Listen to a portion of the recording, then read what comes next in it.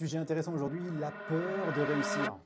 Et si tu ne voulais pas réellement changer, par peur des autres, ou par réflexion des autres? Très bien, on imagine que ça marche, que tu as perdu 10, 20, 30 kilos. Tu vis dans un nouveau corps. Maintenant, est-ce que tes proches vont l'accepter? Ta famille? Tes amis? Tes collègues de boulot? Quels vont être leurs jugements selon toi? Ton corps, il a changé lui, oui. Toi, ta tête, pas du tout.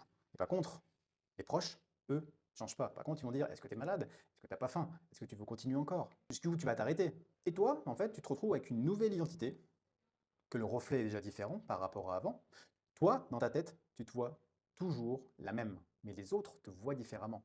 Et des fois, ils te jugent, ils te voient malade, ils te disent, tiens, mange ci, mange ça, prends encore un peu, allez.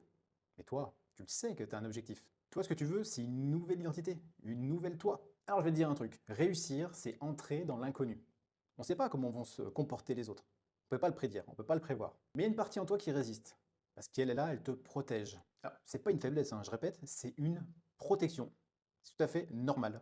Et même, cette petite voix, elle te sabote quand tu y arrives. Alors, ce qu'il faut que tu fasses, c'est que tu nommes, tu arrives à mettre un nom sur cette résistance. Est-ce que c'est la peur? Est-ce que c'est l'échec? Est-ce que c'est le regard des autres? On est tous différents. Si tu ne la nommes pas, peut-être qu'elle va gagner.